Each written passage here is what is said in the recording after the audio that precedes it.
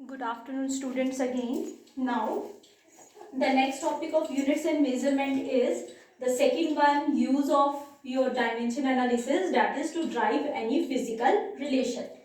तो अब सेकेंड उसकी एप्लीकेशन क्या थी कि आप ड्राइव कर सकते हैं किसी भी एक इक्वेशन को. आपको इक्वेशन किस फॉर्मेट में दिया होगा, आपको एग्जाम में एक स्टेटमेंट दी जाएगी, जैसे मैंने एक लेट की है statement. The force on a body depends upon mass, velocity, radius and some angle theta. Find the formula of the force by dimensional analysis or by principle of homogeneity. Homogeneity. What is the principle of homogeneity? That is your dimension analysis. अब आपको formula किसका drive करना है? Force का. But force depend कर रही है आपकी फोर क्वांटिटीज पे. किस किस पर? मास पे, वेलोसिटी पे, रेडियस पे और कुछ एंगल थीटा पे. तो फोर्स का फॉर्मूला होगा क्या? अब हमें वो फॉर्मूला ड्राइव करना है बट डायमेंशंस की हेल्प से.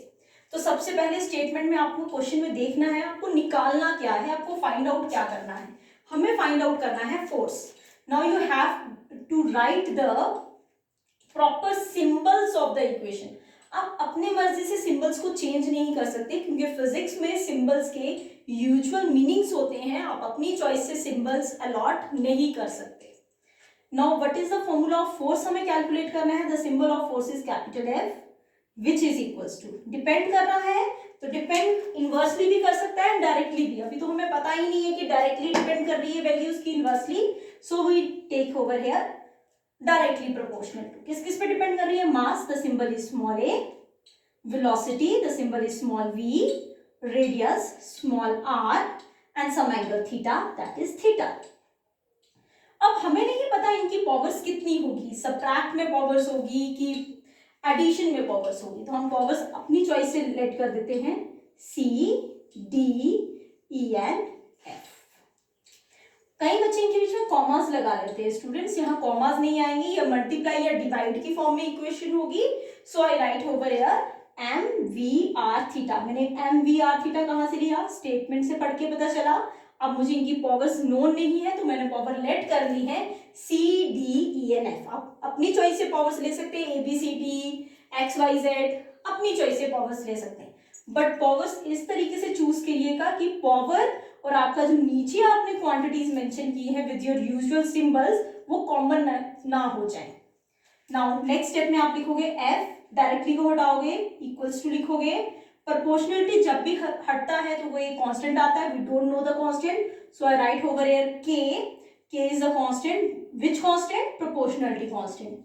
m raised to power c, v raised to power d, r raised to power e, theta raised to power f. This is your equation first. If I know the powers c, d, e, f, then the formula of force is known. Now how we can calculate the formula? What is the dimension of force?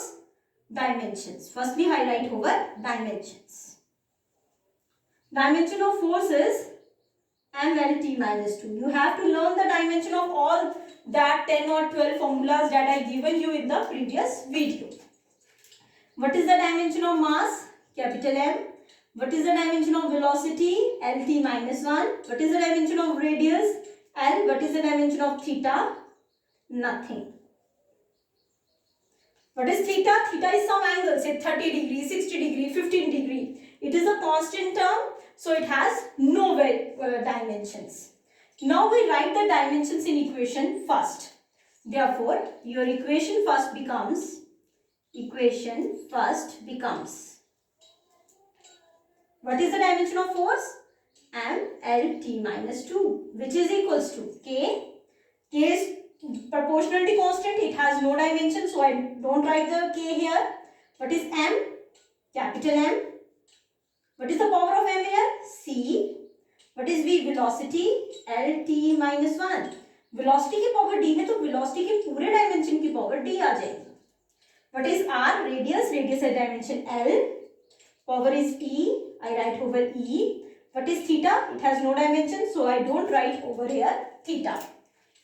Now I simplify it. m raised to power 1, l raised to power 1, t raised to power minus 2, which is equals to m raised to power c, l raised to power d, t raised to power of minus d, l raised to power of e. मैंने इनकी power 1 1 क्यों लिख दी, क्योंकि यहाँ mention नहीं है, तो it is already understood कि अगर जिनकी पावर नहीं है तो 1 1 ही होगी. So I write over here which is equals to m1 l1 t minus 2 which is equals to m raised to power of c, basis same powers are added, l raised to d plus e, t raised to power minus d. Now in above equation second, compare the powers of m, l and t on both sides. अब आप क्या करेंगे, अब आपको दिख रहा है equation second में इस तरफ भी MLT है और इस तरफ भी MLT है, तो आप क्या करेंगे, दोनों तरफ की पावर को इक्वेट करेंगे. Only equating the powers. m की पावर जो है उसको उसके साथ इक्वेट करेंगे, राइट साइड की पावर के साथ. l की पावर लेफ्ट साइड में जो है उसकी राइट साइड की पावर के साथ इक्वेट करेंगे, और जो राइट साइड में t की पावर है उसे लेफ्ट साइड की t की पावर के साथ इक्वेट करेंगे. Now let us C.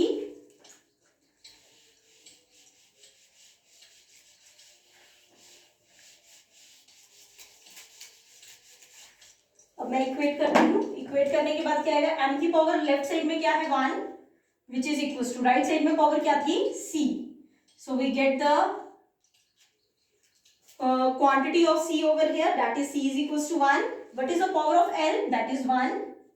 And on right side the power of l is d plus e. It is not calculated. ना ही हमें d की वैल्यू पता चल रही है ना ही e की. इसके आगे आप जगह ब्लैंक छोड़ दें कि हम फर्दर कैलकुलेट कर पाए. Now what is the power of t?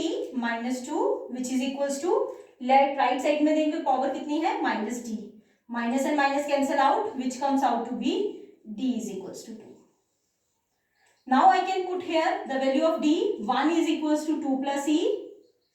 d की वैल्यू 2 यहां मैंने पुट कर दी, तभी मैंने यहां ब्लैंक स्पेस छोड़ा था, which is equals to 1 minus 2 is equals to e, which implies minus 1 is equals to e. आपकी e की पावर भी आ गई. अब आपको c d e तीनों की पावर्स आ गई. आप पुट करेंगे इक्वेशन 1 में. Now equation first becomes, now आपकी इक्वेशन फर्स्ट क्या बन जाएगी, this is your equation first, that is f is equals to k m. What is c? c is 1, m raised to power 1, then v, power is d. Now we calculate d is 2, that is 2. r, power is e. What is e? minus 1. Theta, f is not calculated, so we don't write over here theta. Now the formula is f is equals to k mv square upon r. This force is known as centripetal force. And what is centripetal force? We discussed in rotational motion chapter. In this way, with the help of dimensions, we can calculate any formula if the statement, if the dependence of that particular quantity is given in the statement. अगर आपके statement में जिस quantity को निकालने के लिए बोला गया है उस quantity के बारे में ये बताया गया होगा कि वो quantity किस किस another quantities पे depend करती है, तो हम dimensions की help से एक formula derive कर सकते हैं. स्टूडेंट्स इसको याद रखिएगा, इसमें 2 ही स्टेप्स हैं. पहले आप स्टेटमेंट रीड करेंगे, आप क्वांटिटीज लिखेंगे विद प्रॉपर सिंबल्स, आप अपनी चॉइस से उनकी पावर्स दे देंगे. अब उसके बाद उसे मार्क करेंगे equation 1. This is your first step. Second step में उन सबके डायमेंशंस लिखिए और इक्वेशन में पुट कर दीजिए. पुट करने के बाद डायमेंशंस की जो पावर्स हैं, m की पावर जो राइट साइड में है उसकी लेफ्ट साइड की पावर के साथ इक्वेट किए, l की जो पावर है उसको राइट की लेफ्ट के साथ इक्वेट करें, एंड t की right power and left power को इक्वेट कीजिए. इक्वेट करने के बाद उन सबकी पावर्स को कैलकुलेट कीजिए और जो आपकी फर्स्ट इक्वेशन होगी उसमें पुट कर दीजिए, जिससे आपका क्या निकल जाएगा, एक particular formula. Now I give you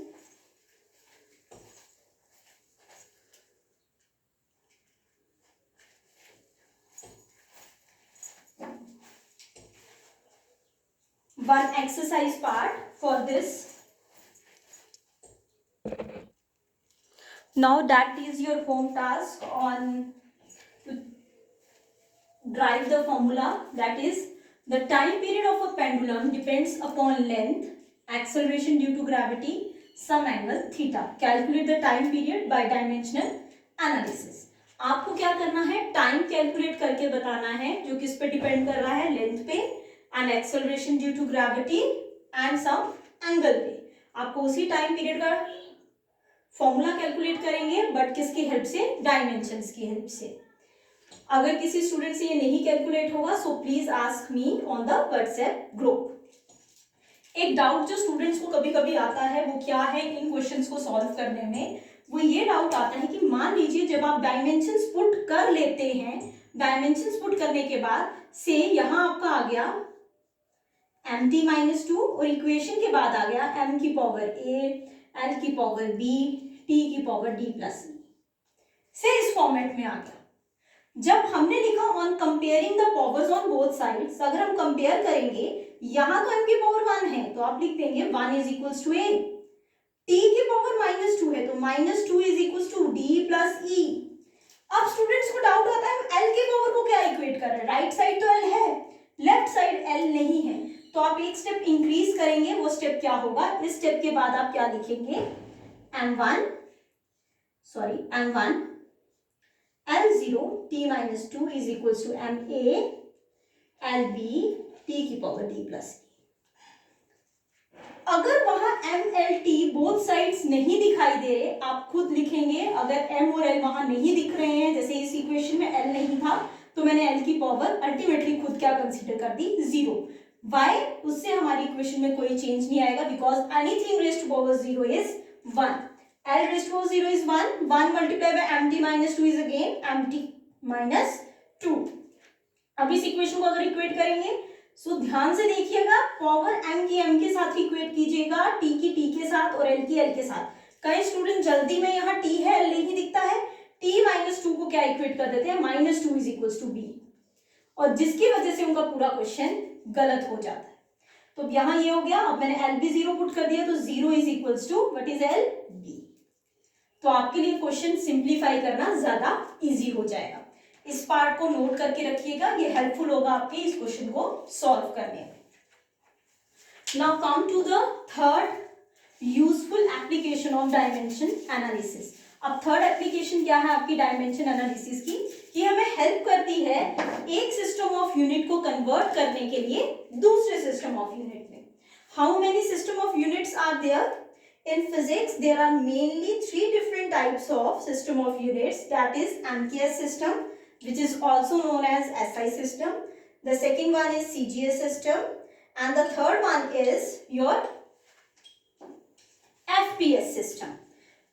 If in the examination you have to convert from one system to another, mainly your SI system is converted into either CGS system or your CGS system is converted into SI system.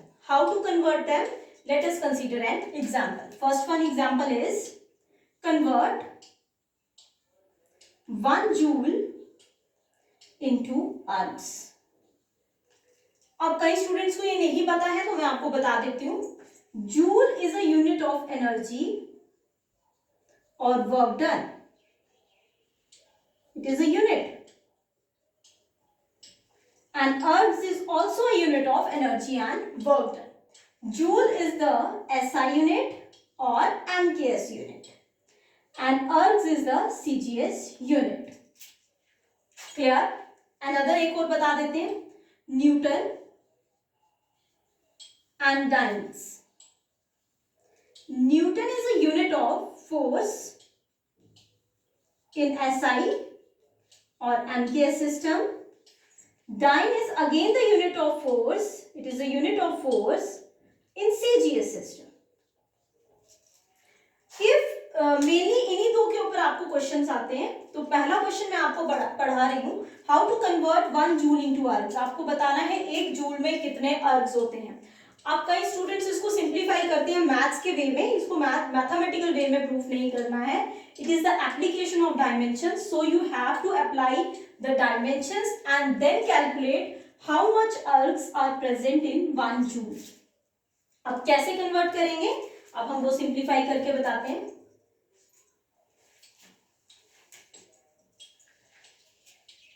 इस question को हम यहाँ solve कर रहे हैं. This is the solution of this one question.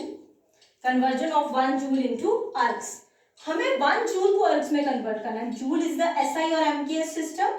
तो ऊपर लिखेंगे हम एमकेएस, इस तरफ लिखेंगे हम सीजीएस. अगर आप एनसीईआरटी की बुक से डील करेंगे, उन्होंने थोड़ा एक डिफरेंट मेथड से डील किया है. अगर आपको वो इजी लगता है वो भी कर सकते हैं. ये ज्यादा सिंप्लीफाई तरीके से मैं आपको करके बता रही हूँ. आप इसी को लिख सकते हैं. एमकेएस सिस्टम में क्या दिया है? 1 joule.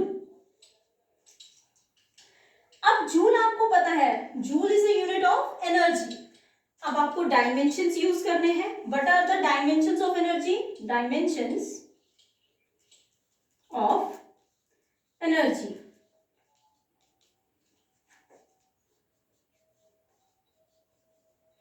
That is ml² T-2. अब मुझे तो टिप्स पे लर्न हो गया, आपको ये लर्न कर रखने पड़ेंगे. जो प्रीवियस वीडियो में मैंने आपको बताया था डायमेंशंस ऑफ 10 and 12 फॉर्मूलाज, वो आपको by heart, by the core of the heart आपको लर्न रखने हैं. Now the energy has dimensions ml² T-2. How it is calculated? With the help of the formula. Energy has the formula. What is the formula of energy? Force into displacement. And force is ml/T-2 and displacement is again L, so it comes out to be ml² T-2. अब आपको dimensions पता चल गए. MKS system के नीचे आप क्या लिखेंगे? डायमेंशंस लिखेंगे. इधर जूल है तो इधर अर्ग्स होगा, तो आप लिखेंगे ml² T-2 1 1 1. मैंने अपनी चॉइस से उनके फुट में पावर दी है 1 1 1. 1 1 here indicates MKS and 2 2 indicates CGS. M2 L2² T2 -2. Dimensions both side same होंगे, बिकॉज अगर हम एक सिस्टम को दूसरे सिस्टम में कन्वर्ट कर रहे हैं, दोनों सिस्टम्स में वो यूनिट तो सेम क्वांटिटी का ही रहेगा. अगर यहाँ जूल एनर्जी का यूनिट है तो अर्ग भी आपके एनर्जी का ही यूनिट है. तो दोनों के डायमेंशंस तो सेम होंगे, बस हमने उनके फुट में पावर अलग अलग दे दी है. This is your 1 joule. आपको इसको कन्वर्ट करने की जरूरत ही नहीं है, आप सिर्फ इसको यहां कन्वर्ट करेंगे. Equals to what is m? What is capital M? Mass. Mass CGS unit में किस में होता है? In grams. This is 1 gram into, don't write over equals to. What is L? Length. Length CGS system में किस में होती है? सेंटीमीटर में. तो 1 सेंटीमीटर. पावर 2 थी तो पावर 2 दे देंगे. What is T over here? Time. तो टाइम्स टेकिंग पावर -2 दे देंगे. यहां तक आई थिंक आपको अंडरस्टूड हो गया होगा. अब इसी के बाद आप लिख सकते हैं 1 जूल इज इक्वल्स टू ग्राम, और यहां आपका किलोग्राम्स में होता है. आप यहां पे भी राइट डाउन कर लेंगे, आपके लिए सिंप्लीफाई हो जाए.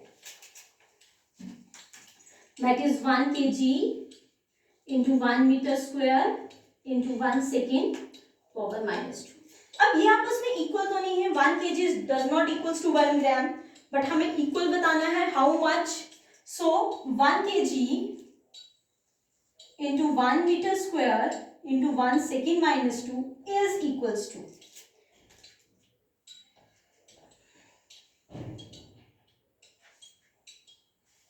is equals to 1 gram into 1 centimeter square into 1 second -2. Now I convert. Now student we have to calculate the numerical values in अर्ग्स. 1 joule में कितने अर्ग्स होते हैं? तो हमें यहाँ numerical value 1 गिवन है, तो अर्ग्स की वैल्यू हमें निकालनी है. तो मैंने numerical value यहाँ n1 लेट कर ली और यहाँ n2. तो n1 मुझे 1 पता है तो मैंने सभी के साथ 1 1 लिख दिया है. n2 मुझे नहीं पता है तो मैंने सिंपली टर्म्स लिखी है. तो यहाँ वही मैंने दोबारा इसी स्टेप को यहाँ रिपीट किया है. सॉरी, यहाँ n2 रह गया है लिखना.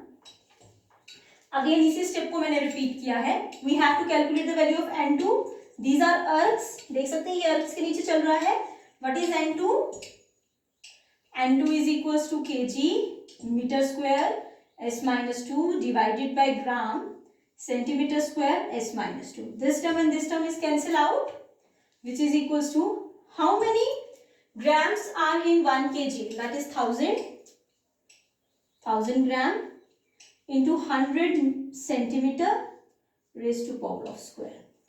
1 मीटर में कितने सेंटीमीटर होते हैं? 100 सेंटीमीटर होते हैं, पर मीटर का स्क्वायर है तो मैंने पूरे का स्क्वायर लिख दिया, divided by gram centimetre square, which implies N2 is equals to 1000 gram into 100 centimeter square divided by gram centimeter square. Gram cancel, centimeter square cancel, which implies N2 is equals to 10 raised to power 1, 2, 3, 4, 5, 6, 7. That is 7. This means आपकी numerical value कितनी आ गई? 10 raised to power of 7, which implies 1 joule is equals to 10 raised to power 7 arcs. But हमने ये किसकी help से निकाला? Dimensions की help से। हमने डायमेंशंस लिखे थे, इसकी हेल्प से निकल गया। इस तरीके से हम क्या निकाल सकते हैं? कन्वर्ट कर सकते हैं एक सिस्टम को दूसरे सिस्टम में। Now let us consider another example of conversion.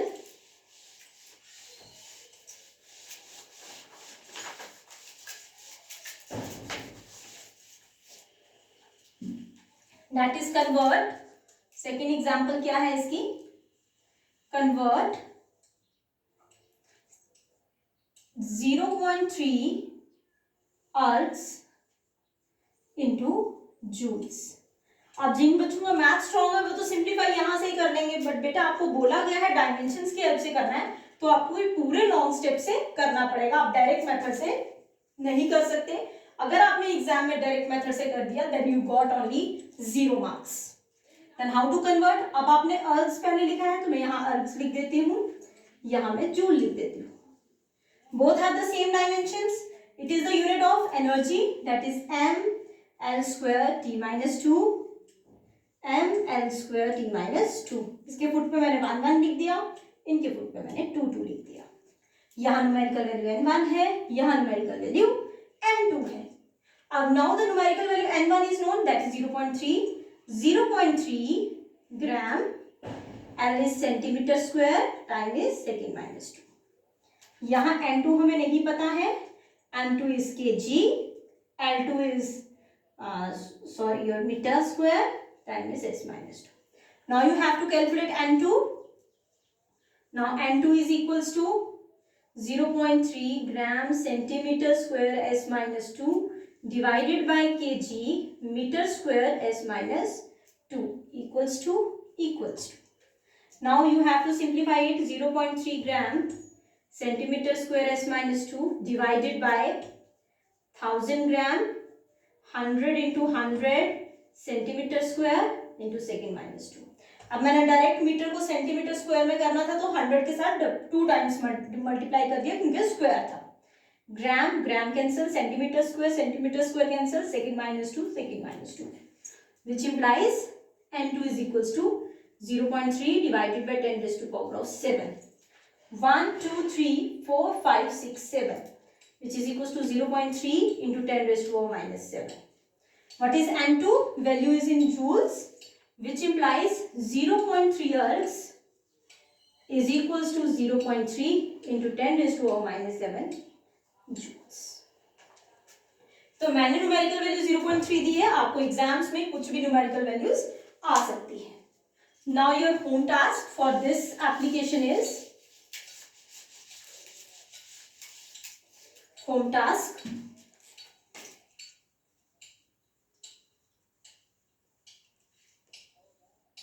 Convert 1 Newton into dyne. Newton and dynes are the unit of force. Second one, convert 100 dynes into Newton. And your third one, convert 10 raised to 3 joule into arcs. Again I repeat that line. If you have any doubt then ask me on WhatsApp group. Now students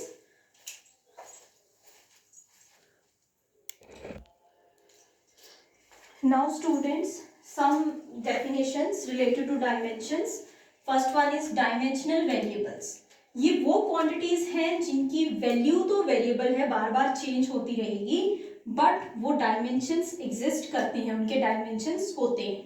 for example your area, your volume, your time, your temperature extra. ये वो quantities हैं जिनके dimensions हैं. इन सबके हमने dimensions पढ़ लिए हैं. टेम्परेचर के भी आपने नहीं पढ़े हैं तो मैंने एग्जांपल दी है, आप नहीं भी लिखना चाहें तो मत लिखिए. अगर किसी बच्चे को डायमेंशंस चाहिए टेम्परेचर के, दैट इज कैपिटल के. जो उसके यूनिट्स हैं वही उसके डायमेंशंस हैं. आप यहाँ फोर्स लिख लीजिए, एक्सेलरेशन कर लीजिए, एक्स्ट्रा. ये ऐसी क्वांटिटीज हैं इनके डायमेंशंस तो एग्जिस्ट करते हैं बट इनकी वैल्यू फिक्स नहीं है. Area of the square is something else. If we take a large square, then its area is another one. So इनकी values बार बार change होती रहेंगी, but इनके dimensions exist करते हैं. That are the dimensional variables. Now, what are dimensional constant? These are those quantities whose value is fixed or constant, but also have dimensions.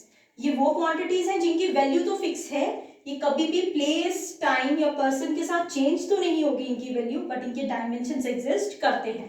For example your capital G whose value is 6.67 into 10⁻⁻11 newton metre square kg-2.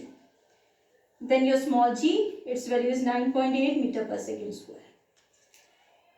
ये एक extra और भी बहुत सारे हैं जो आपके physics में अभी यूज होंगे, मैं वही बता रही हूँ. बट इस capital G universal gravitational constant, इसकी वैल्यू ये फिक्स है. आप यूनिवर्स में जहां मर्जी से इसकी वैल्यू लेंगे तो वो यही कैलकुलेट ली जाएगी. It has units so it has dimensions also.